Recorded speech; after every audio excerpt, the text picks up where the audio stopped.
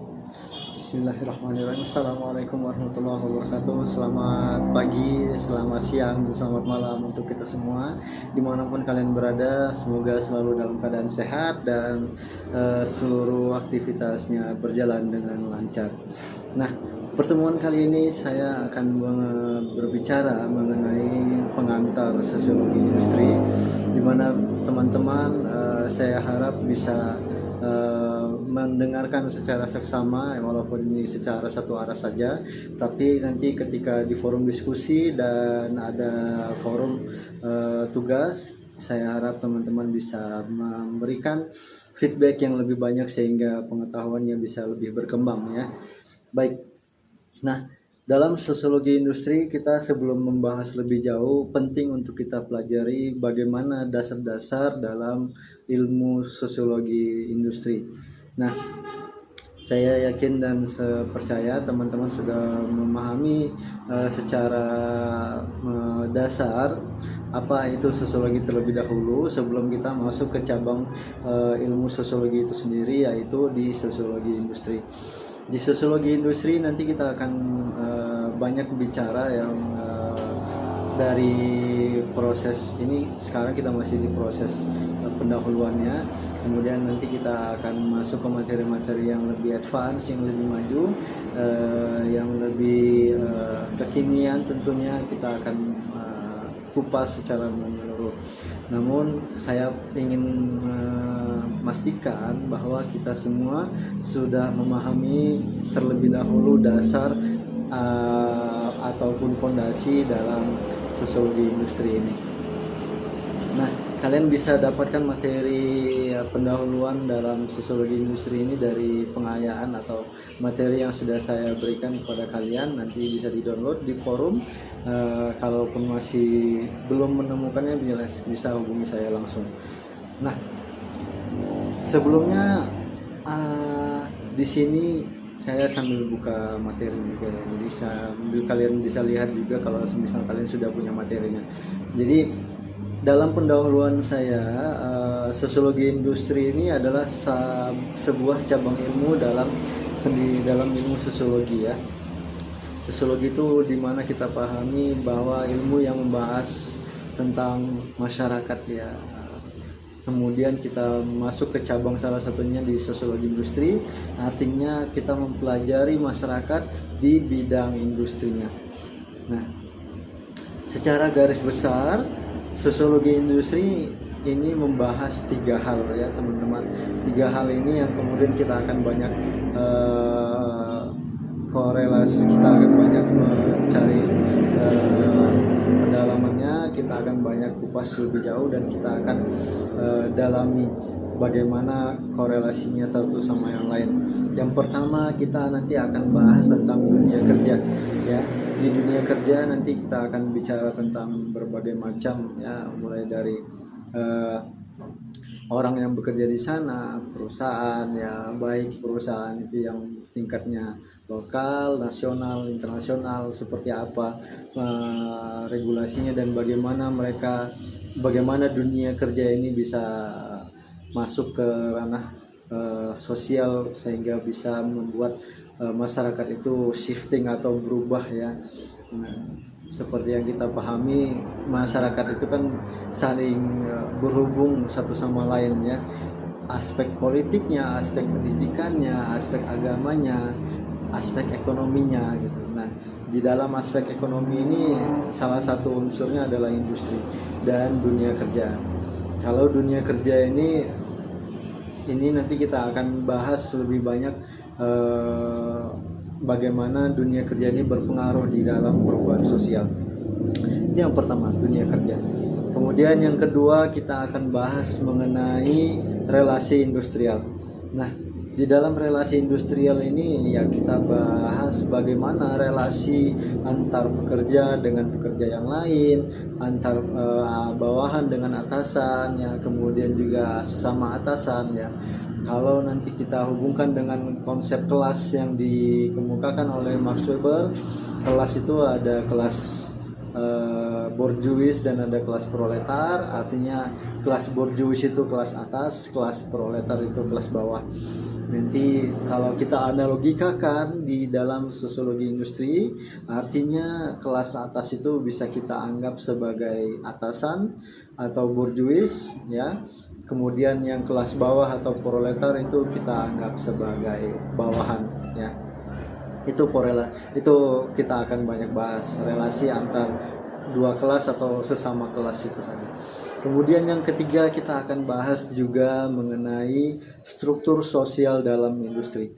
Nah, struktur sosial itu kita sudah pahami bahwa dalam dasar sosiologi itu tingkatan dalam strata, tingkatan dalam masyarakat, ya, terutama dalam sosiologi dalam industri ada tingkatan-tingkatannya. Nah, tetapi ini kita tidak terpaku pada yang tadi bawahan dan atasan. Bisa juga kita akan bahas, ya, sesama pekerja yang sepangkat, misalnya yang sederajat, ada senioritas dan ada junioritas, ya kan. Kita akan bahas juga mengenai hal tersebut. Kemudian juga kita akan bahas bagaimana selain dari senioritas, kita juga akan bahas bagaimana budaya dalam masyarakat tertentu mempengaruhi struktur kelas yang ada di dunia industri. Jadi itu kita akan banyak bahas. Ini saja kalau kita bahas 3 hal ini dalam sosiologi industri, tidak akan ada habisnya, teman-teman. Banyak sekali contoh di luar sana yang bisa kita ambil, yang kita bisa pelajari. Teori-teorinya sangat banyak, teman-teman saya yakin bisa dapatkan teorinya dari berbagai macam sumber. Nanti saya akan juga berikan beberapa referensi yang bisa kalian ambil dan kalian kutip. Kalau memang kalian berminat, ya, dan kalian tertarik dengan keilmuan ini dan diskusi yang kalian bawa itu membuat kalian bingung, itu sebuah keberuntungan bagi kita, karena kalau bingung berarti kalian berpikir, ya kan.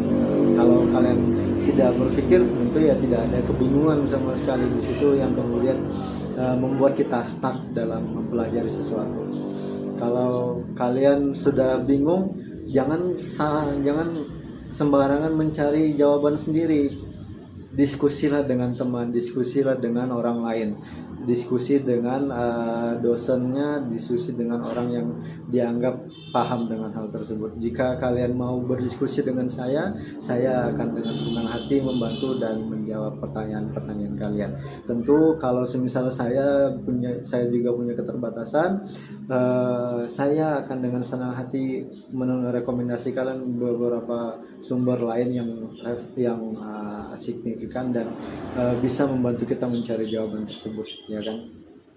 Jadi disitulah keilmuan kita.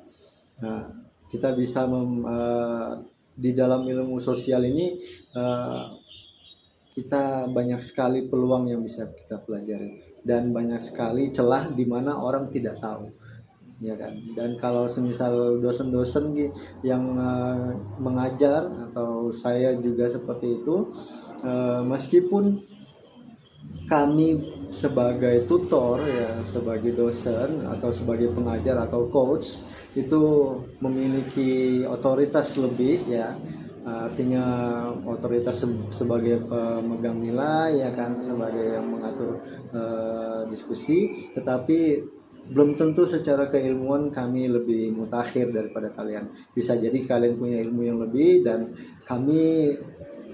saya khususnya itu sangat terbuka dengan hal tersebut. Maka saya selalu senang hati jika ada yang membawa diskusi untuk hal tersebut. Itu 3 pokok bahasan dalam sosiologi industri. Nah, kemudian kita akan bahas tentang ruang lingkupnya, ya. Ruang lingkup dalam sosiologi industri ini ada secara umum ada 4, ya, teman-teman. Yang pertama, hubungan pekerja dengan perusahaan, ya. Hubungan antara pekerja dan perusahaan ini kita akan bahas bagaimana perusahaan atau negara atau mungkin orang yang memiliki atau stakeholder itu berpengaruh dengan pekerja, ya, atau sebaliknya pekerja yang memiliki serikat ya, memiliki kelompok, berpengaruh nggak dengan yang namanya perusahaan atau stakeholder yang lebih tinggi. Jadi hubungan antar dua ini kita akan bahas ya, bagaimana tadi kita sudah bahas di pokok bahasan sosiologi industri. Ini ruang lingkupnya hanya sekedar 4 tadi. Ada 4 yang akan saya sebutkan. Satu tadi hubungan antara pekerja dengan perusahaan. Kemudian yang kedua adalah organisasi kerja. Ruang lingkup yang kedua ini kita akan bahas bagaimana organisasi kerja, baik kan ada banyak ya jenis pekerjaan ya teman-teman. Jenis pekerjaan itu ada yang guru, ada guru pabrik ya kan, ada juga pekerja kantoran, masing-masing punya organisasi. Nelayan, petani punya organisasi. Nah, organisasi pekerja ini yang akan kita juga masukkan dalam ruang lingkup pembahasan di sosiologi industri. Bagaimana pengaruhnya organisasi kerja ini dalam masyarakat, dan tentu kalau sudah ada pengaruh hal di ada pengaruhnya dengan perubahan masyarakat, ini perlu kita masukkan sebagai pembahasan kita. Kemudian yang ketiga adalah konflik industri. Bagaimana konflik industri ini masuk dalam ruang lingkup pembahasan sosiologi industri? Ya, karena kalau ada konflik berarti ada solusi yang diperlukan, ya kan? Ada hal yang perlu diselesaikan. Ada penyebabnya juga. Jadi kita perlu mencari tahu, perlu pelajari bagaimana konflik yang terjadi di seputar industri di dunia, baik tadi internasional, nasional ataupun di lokal. Ya, kalau misalnya contoh nanti kita akan bahas bagaimana masyarakat industri di abad pertengahan itu di Amerika, di Inggris ya, di Prancis, bagaimana awal mula kapitalisme itu muncul.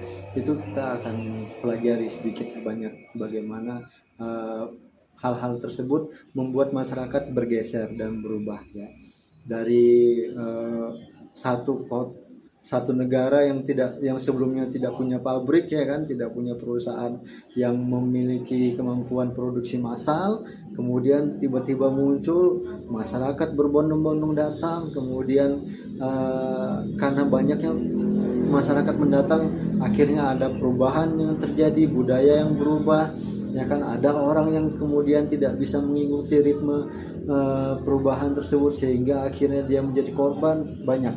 Jadi itu sangat menarik untuk kita bahas, nanti kita akan pelajari. Kemudian ruang lingkup yang keempat itu ada perubahan sosial dalam industri ya. Jadi perubahan sosial dalam industri ini kita akan bagi nanti dari beberapa aspek ya, mulai dari abad awal prasejarah, kemudian juga nanti sampai ke modern ya.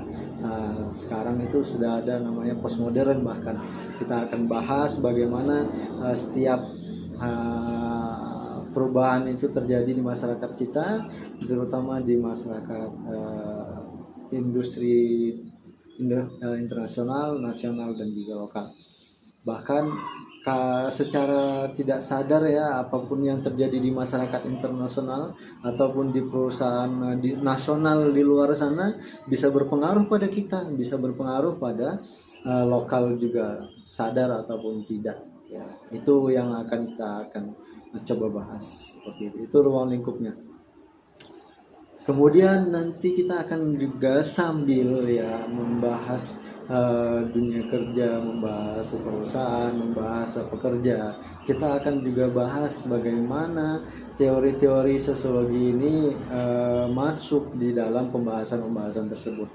Apa yang dijelaskan teori tersebut, kemudian apa yang menjadi pembanding dari teori yang lain terhadap teori tersebut.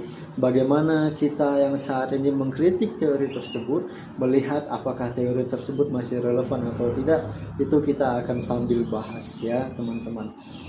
Tapi secara umum dasar yang ingin saya tekankan kepada kalian, kita akan banyak bicara dari sosiologi klasiknya ya. Sosiologi klasik ini ada 3 tokoh yang penting yang berbicara tentang sosiologi industri, yaitu dari Karl Marx. Dia banyak bicara tentang kelas, ya, perubahan kelas dan juga pembagian kelas, strata sosialnya. Seperti yang tadi di awal saya bahas, ada kelas borjuis dan ada kelas proletar, kelas atas dan kelas bawah, ya. Kemudian ada Max Weber. Max Weber bicara mengenai rasionalisasi. Rasionalisasi yang dijabarkan Max Weber, nanti kita akan masukkan ke dalam dunia kerja apa yang sebenarnya dimaksud rasionalisasi oleh Max Weber. Bagaimana orang itu punya perhitungan yang sangat rigid untuk menentukan sebuah keputusan, ya. Jadi tidak semena-mena dan tidak serta-merta sebuah keputusan itu langsung ada. Jadi ada rasionalisasinya, ada perhitungannya gitu. Jadi bagaimana umpan balik yang ada di masyarakat terhadap individu itu membuat seorang atau individu itu berpikir untuk memutuskan sesuatu dalam kehidupannya. Dan keputusan ini tidak hanya satu orang, ya, tidak hanya satu orang, artinya banyak keputusan-keputusan yang sama itu bisa berpengaruh terhadap perubahan sosial, seperti itu. Nanti kita akan bahas. Kemudian juga kita akan sedikit banyak bicara tentang kapitalisme yang diungkap oleh Max Weber mengenai asal mula kapitalisme dari agama dari Protestan, ya. Sebagaimana buku yang diterbitkannya, yang ditulisnya yaitu The Ethic of Protestant, etika Protestan, bagaimana kapitalisme itu muncul dari sudut pandang agama, seperti itu. Yang seperti yang kita tahu, kapitalisme ini adalah paham tentang akumulasi modal, bagaimana modal itu adalah hal yang utama untuk dikumpulkan, ya. Modal itu ya khususnya adalah sumber daya ekonomi, ya, baik berupa uang, produksi massal, bekerja, ya, kekuatan yang bisa menghasilkan ekonomi, itu kapitalisme. Seperti itu yang akan kita bahas dari teori-teori Max Weber. Kemudian ada tokoh yang ketiga, yaitu Emil Durkheim. Emil Durkheim ini bicara tentang solidaritas, ya. Solidaritas yang dikemukakan oleh Emil Durkheim ini bicara tentang solidaritas mekanik dan solidaritas organik. Teman-teman, nanti kita akan bagi masyarakat itu masyarakat perkotaan dan masyarakat pedesaan secara garis besar. Nanti masyarakat perkotaan itu ada menggunakan, ya, solidaritas organik. Kemudian yang di pedesaan masyarakatnya menggunakan solidaritas mekanik, seperti itu. Jadi kalau semisal kota, solidaritas organik itu artinya yang semua punya perannya masing-masing, tidak sama gitu, ya. Jadi satu-satu punya perannya masing-masing dan saling membutuhkan antar satu sama yang lain. Kemudian kalau di desa umumnya sama, ya, perannya, artinya semua petani, semua nelayan, ya kan, semua pekerja buruh itu dimaksud dengan solidaritas mekanik. Lebih jauh nanti kita akan bahas mengenai solidaritas ini, kenapa di kota dan kenapa di desa. Itu sedikit banyak tentang perspektif teoritisnya. Itu sedikit banyak tentang pembukaan dan pendahuluan dari saya mengenai sosiologi industri. Terima kasih banyak atas perhatiannya. Saya ucapkan assalamualaikum warahmatullahi wabarakatuh.